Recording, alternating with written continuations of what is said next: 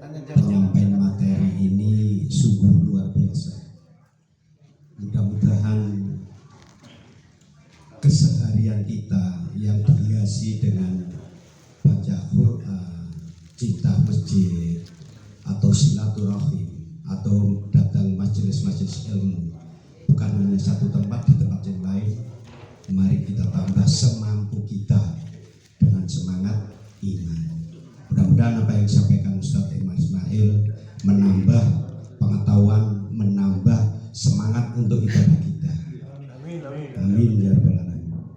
Pak Ketua, Ramatama atau sudah selesai? Saya kalau tidak ada pertanyaan. Oh gitu. Monggo.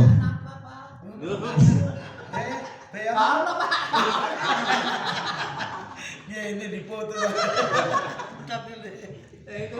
Monggo. Aja tidak disiapkan makan. Silakan. Iya kan? Diizinkan kan? Oke, monggo. Baik. Oh, banyak pertanyaan tadi.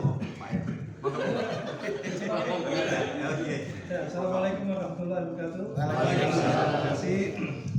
Kami secara pribadi, alhamdulillah baru pertama kali mengikuti atau diajak untuk ke tempat yang ini khususnya.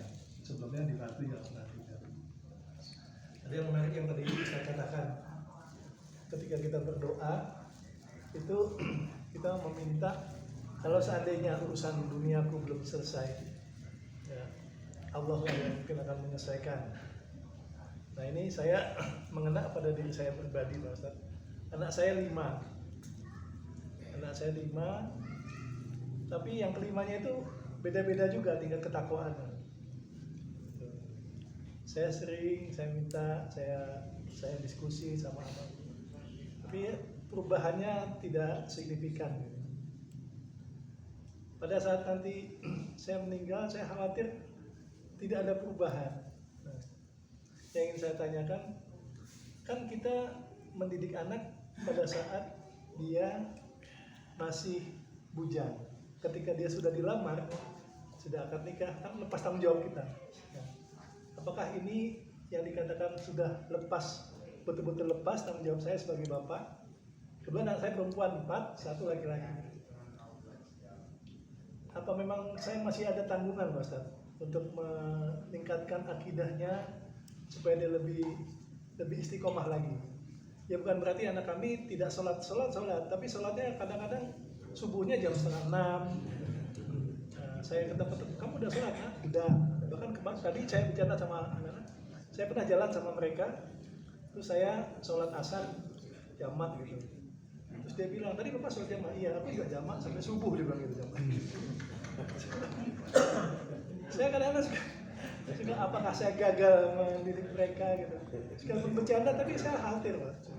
Jangan-jangan betul-betul dia bilang kan bisa dijamak itu antara zuhur, asar, maghrib bisa, bahkan sampai subuh.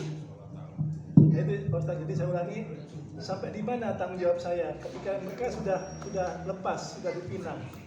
Demikian Ustaz, mohon penjelasan. Assalamualaikum warahmatullahi wabarakatuh. Waalaikumsalam. Satu-satu ya. Baik, Bapak Ibu, pertanyaan sangat jelas. Ya, kalau sampai jamak sholat sampai segitunya itu berarti jamak kubro. Jamak kubro di dalam bacaan riwayat qiraat 7 itu ada namanya jamak kubro. Jamak kubro itu surat Fatihah dibaca sebanyak 14 imam. Namanya jamak kubro, sekali duduk. Jadi Fatihah itu dibaca sebanyak 14 model riwayat dari Imam Asim, dari Imam Nafi', dari Imam Ibnu Katsir, Ibnu Amir, Abi Amr, Hamzah, Ali Al-Kisai, semuanya itu dibaca. Namanya jamak kubro. Tapi di sholat tidak ada. Pak, saya ingat ayat 133 surat Al-Baqarah. Am kuntum syuhada'a id hadara yaqubal mautu id qala li banihi ma ta'buduna mim ba'di. Sesekali satu ketika itu dikumpulkan, ditanya, Pak, anak-anakku semuanya, apabila ayah nanti tidak ada, apa kalian itu tetap melaksanakan sholat? Apakah kalian itu tetap melaksanakan atau meniru contoh Rasulullah. Tanyakan Pak itu, tanyakan. Sebagai tanggung jawab terakhir, sebagaimana Nabi Yakub sebelum wafat, beliau memanggil putra-putranya. Ma ta'buduna, siapa? Apa yang kau sembah itu? Ma itu apa? Tidak man, tidak. Karena bisa jadi uang itu jadi Tuhan. Karena itu kata-katanya tidak man tapi ma. Ya, jabatan itu bisa jadi Tuhan. Emas 74 kilo itu juga jadi Tuhan. Panggil Pak. Satu ketika mungkin di pas hari raya apa pas ngumpul, khusus yang tua saja. Anaknya nggak usah, cucu kita nggak usah datang, nggak usah tahu. Anakku setelah nanti ayah bunda itu nggak ada, kira-kira sholatmu gimana? Itu perlu Pak kita dengar. Sehingga hati ini Pak, pelong Pak. Lu nggak perlu lagi itu diingatkan, cukup sekali itu saja Pak. Dijanji. Nah waktu itu Bani Israel, putra-putranya Nabi Yakub, qalu na'budu ilahaka wa ilaha abaika Ibrahim wa Ismail wa Ishaqa ilaha wahidah wa nahnu lahu muslimun. Nabi Yakub ya lepas. Akhirnya kan Bani Israel ya double penuh Pak. Tapi Nabi Yakub enggak bertanggung jawab karena sudah wasiat sudah ditanya itu Pak. Untuk melepas tanggung jawab, tanya. Bukankah mengenal Allah? Bukankah sudah mengenal Rasulullah? Bukankah sudah mengenal Al-Quran? Maka itu adalah kata terakhir wasiat kita kepada anak-anak. Mengatakan Pak, alhamdulillah sudah tidak ada lagi.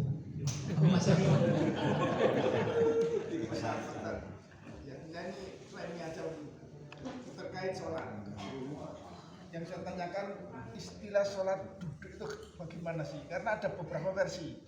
Kalau masih bisa berdiri, tetap berdirinya tetap baru duduk. Kalau masih bisa sujud rukuk, berarti berdiri rukuk baru duduk. Nah, ini yang betul yang kayak apa? Apakah pernah dicontohkan Nabi bahwa sholat itu duduk itu ya seperti yang saya sampaikan tadi? Betul. Terima kasih. Ada teman-teman dari Dewan Dakwah yang mau jawab? Monggo yang fikih, ahli fikih. Ada? Monggo. Monggo siapa? Betul. Jadi fikih itu Pak tidak bisa di-HI paling benar. Ini Kang ini salah, nggak bisa Pak. Fikih itu mekar gini Pak. Karena itu sampai ada 4 mazhab itu ya karena itu. Kenapa nggak satu mazhab saja? Atau kenapa tidak ada Rasul langsung saja? Karena penelaahan agar umat kemudian gampang tinggal copy paste. Syafi'i apa Hambali, Hanafi apa Maliki apa Syafi'i apa Hambali. Jadi ketika ada orang itu memang kalau berdiri bisa dan enak, tidak getar-getar gini atau sakit sininya, ya lebih baik tetap berdiri karena itu syarat utama, yaitu berdiri menghadap kiblat dengan mengucapkan niat atau membaca takbir berdiri begitu. Nanti kalau bisa rukuk walaupun tidak sempurna lurus api gitu, tidak apa-apa, rukuknya sekuat yang ia bisa. Lalu baru sujudnya itu duduk di atas kursi, lalu sujudnya begini, berarti sudah dikurangi sujud yang semestinya sujud. Berarti sudah dikurangi nikmat sujudnya. Yang bisa nikmat, yang bisa bersujud normal sekarang ini, manfaatkan dengan sebaik-baiknya. Karena suatu saat nanti kita tidak bisa sujud normal, kita hanya begini saja karena usia.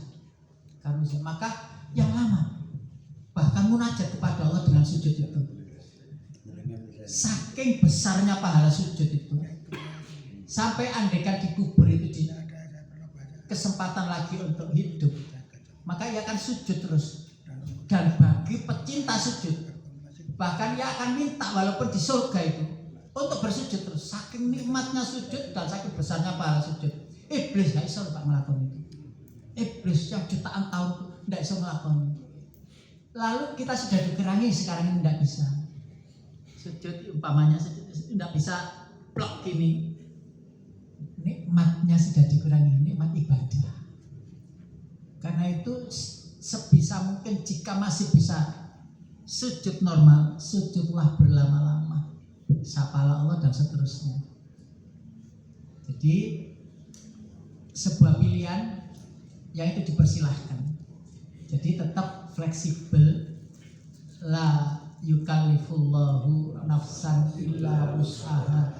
Di hal perihal sholat, semampunya sholat.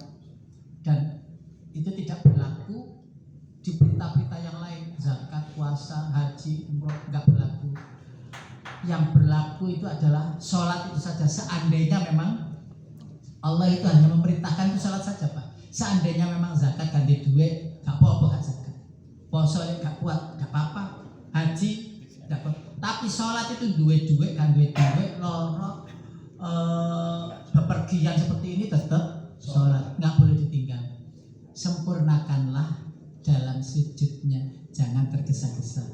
Monggo panjenengan yang mengingini tidak bisa berdiri lama karena khawatir. Kalau sholat sendiri enak Pak, ngukur sudah. Kalau nggak kuat ya sudah langsung rukuk terus baru sujud. Kalau jamaah, ayatnya dawa, aduh seluruh gue. Boleh demikian. Demikian alhamdulillah sudah tidak ada lagi.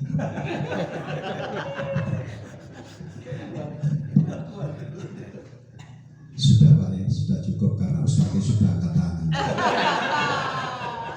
Saya tahu beliau dari Surabaya sini, ya juga belum makan. Jadi saya sendiri juga gitu deh. Jadi mari kita tutup dengan doa kafaratul majlis. Subhanallah wa bihamdika asyhadu an la ilaha illa anta astaghfiruka wa atubu ilaik. Cukup sekian, saya mohon maaf. Assalamualaikum warahmatullahi wabarakatuh. Waalaikumsalam warahmatullahi wabarakatuh.